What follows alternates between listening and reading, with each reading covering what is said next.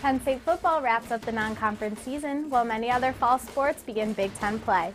I'm Gia Motyl, and this is For the Glory. 800 student athletes, 29 teams, one pride, wearing the blue and white, all for the glory of Old State.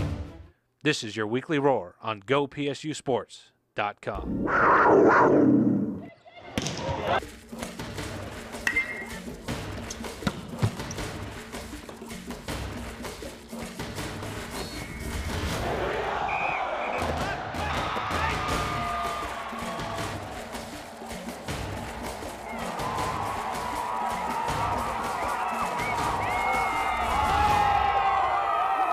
Welcome everyone to another edition of For the Glory. I'm Gia Motyl.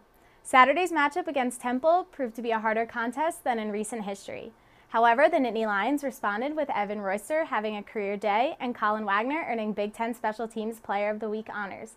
Let's go to Tony Mancuso, who caught up with the team after the game.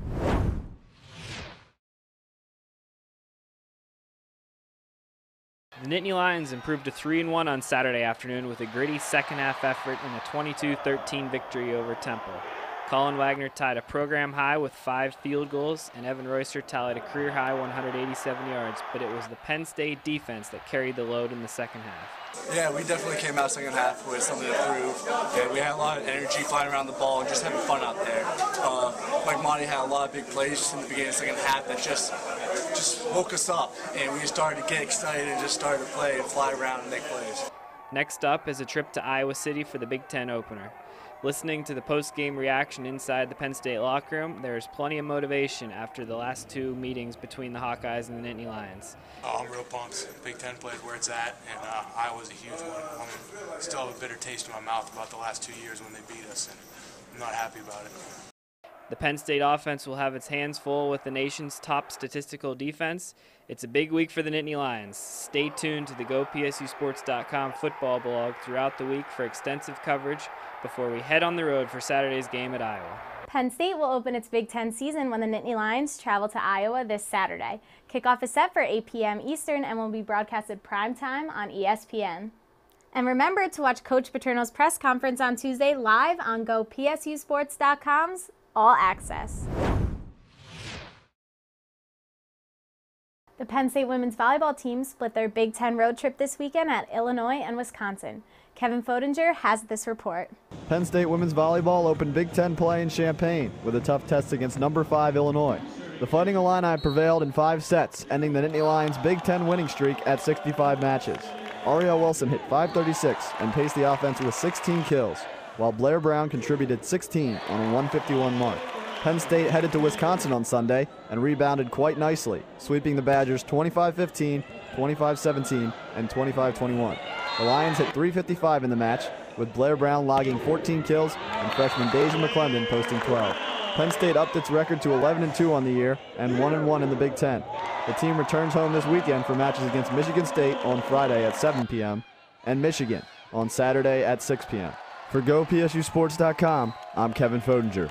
The Nittany Lions matchup against Michigan on Saturday will air live on the Big Ten Network. Check out GoPSUSports.com/tickets for ticket information for the game. Penn State fans, you can be connected with us 24 hours a day, 7 days a week online, not only through GoPSUSports.com, but also through many social media networks such as Facebook and Twitter. Connect with us on Facebook by becoming a fan on Facebook.com/Penn State Nittany Lions. And for you Tweeple, check out our Twitter section on GoPSUSports.com, listing all our staff and coaches who you can follow.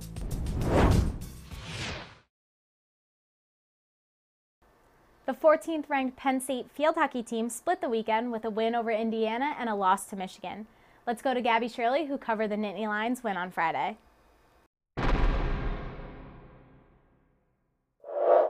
It was a beautiful night here at the Penn State Field Hockey Complex, where the Nittany Lions just put away their 5th consecutive win over the Indiana Hoosiers. Emotions were running high tonight as Penn State took on their first Big Ten opponent. Both teams played well defensively, and it was reflected in the final score. Freshman midfielder Lauren Purvis scored the only goal of the game early in the first half. I was really excited because it was a big game. It's our first Big Ten game, and we were all really excited to come out here and play. And Hannah took a really great shot, and luckily I was just there to just finish it. So it was just right place at the right time kind of thing. Penn State sticks around Happy Valley next weekend to host Iowa on Saturday and Monmouth, New Jersey on Sunday. Both contests are scheduled for 12 p.m. and admission is free.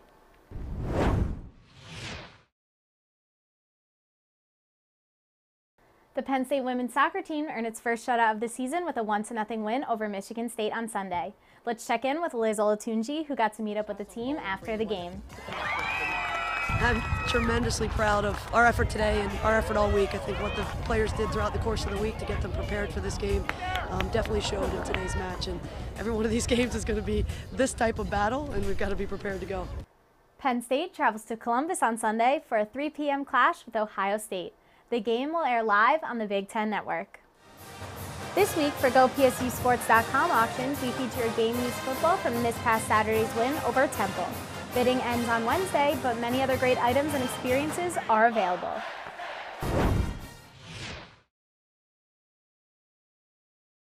The number 20 Penn State men's soccer team dropped a thriller in its Big Ten opener on Friday night at Jeffrey Field. Sophia Perry covered the game on Friday night. I'm Sophia Perry here for GoPSUSports.com. Tonight at Jeffrey Field, the Penn State Nittany Lions took on the Indiana Hoosiers for their first conference game of the season. The matchup showed us just how intense this rivalry is.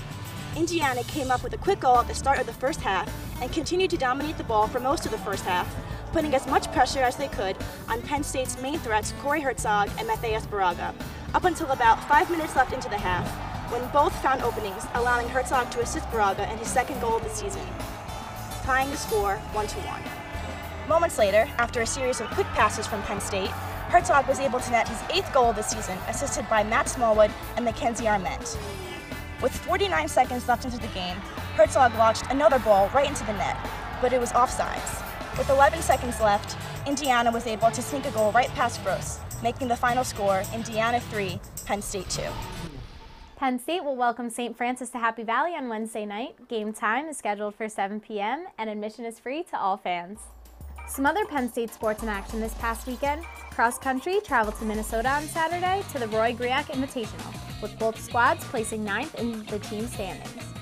Men's tennis picked up 4 total wins at the USTA Invitational. And through one round of play in the UNCG Fall Classic in Greensboro, the Penn State women's golf team is currently in a tie for 4th place. That's all for our show today, but tune in next week and we'll recap all of the Penn State sports in action. Send For the Glory a tweet at GoPSUSports1 with #For the Glory and tell us what special features you would like to see on our show. I'm Gia Motyl, and this is For the Glory.